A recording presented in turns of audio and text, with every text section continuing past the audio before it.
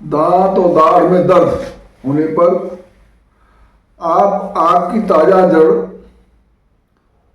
दांतों के बाहर मोटी लेकर उसे भूबल आग में गर्म करो और जब वो गर्म हो जाए तो उसे दांतुन करो। 1-2 बार करने से ही दाढ़ का दर्द शांत हो जाएगा।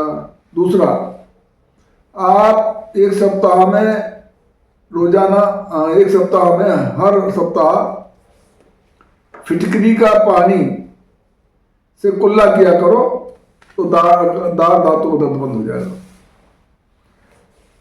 तीसरा, कलमी सोडा पानी में घोलकर रोगी के दोनों नथनों में डाल दो, तुरंत रोगी को भी तत्काल आराम हो जाएगा। कलमी सोडा पानी में घोल के रोगी के दोनों नथनों में टपका दो तो तड़पता हुआ रोगी भी तत्काल आराम में हो जाएगा। मिर्गी का तीसरा अचूक नुस्खा, गधे की लीद को निचोड़ लो और उसका पानी निकाल के दौरे के समय रोगी को पिला दो। रोगी तत्काल होश में आ जाएगा और आजन्म के लिए ये मिर्गी से रोग से मुक्त हो जाएगा। देखो करके। मोतियाबिंद की दवा, लोग कहते हैं मोतियाबिंद की कोई दवा नहीं है सर्जरी के अलावा। आयुर्वेद में इसकी दवा है तो कठिन। ऐसा करें, एक काले सर्प को मारकर उसके मुख में 2 तोला काले सुरमे की डली रख दो, उसका मुख बंद कर दो। फिर एक लंबी सा गड्ढा खोदकर उसमें 5 सेर बकरी की मेंगनी बिछा दो, उसके ऊपर 2 सेर गेहूं की तह बिछाकर ऊपर सांप को लिटा दो तथा उसके ऊपर पुनः 2 सेर गेहूं और फिर 5 सेर बकरी की मेंगनी की तह लगा दो और इसे ऐसे स्थान में आग लगा दो जहां किसी को धुआं न पहुंचे, क्योंकि इसका धुआं विषैला होता है। अतः आग ऐसे स्थान पर दो जहां मनुष्यों का आना जाना न हो।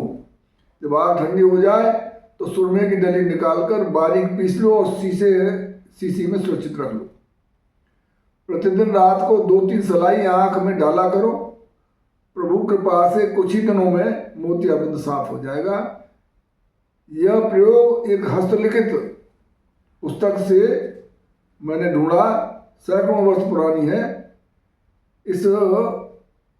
इससे बढ़िया कोई और इलाज मोतियाबिंद का नहीं है।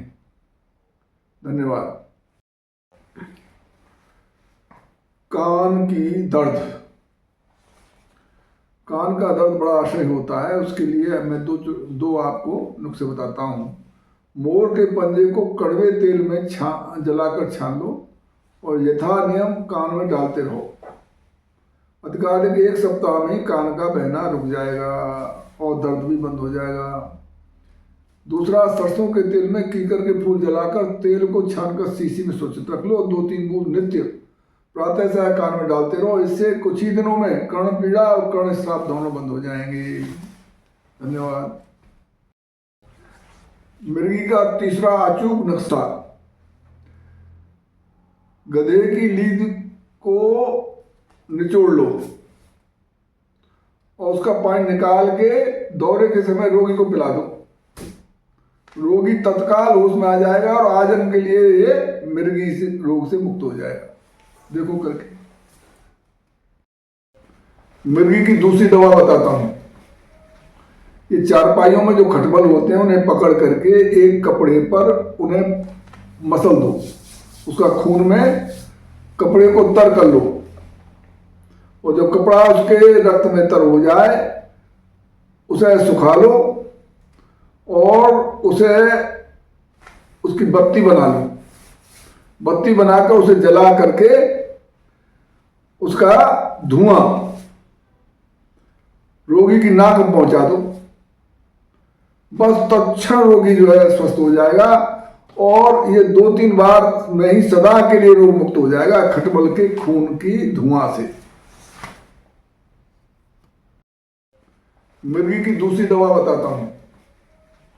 ये चारपाइयों में जो खटमल होते हैं उन्हें पकड़ करके एक कपड़े पर उन्हें मसल दो, उसका खून में कपड़े को तर कर लो और जब कपड़ा उसके रक्त में तर हो जाए उसे सुखा लो और उसे उसकी बत्ती बना लो। बत्ती बनाकर उसे जला करके उसका धुआं रोगी की नाक में पहुंचा दो।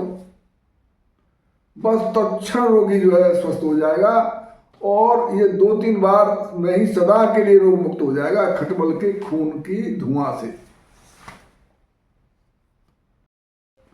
मिर्गी की दूसरी दवा बताता हूं। ये चारपाइयों में जो खटमल होते हैं उन्हें पकड़ करके एक कपड़े पर उन्हें मसल दो, उसका खून में कपड़े को तर कर लो और जब कपड़ा उसके रक्त में तर हो जाए उसे सुखा लो और उसे उसकी बत्ती बना लो। बत्ती बनाकर उसे जला करके उसका धुआं रोगी की नाक में पहुंचा दो। बस तत्क्षण रोगी जो है स्वस्थ हो जाएगा और ये 2-3 बार में ही सदा के लिए रोग मुक्त हो जाएगा खटमल के खून की धुआं से।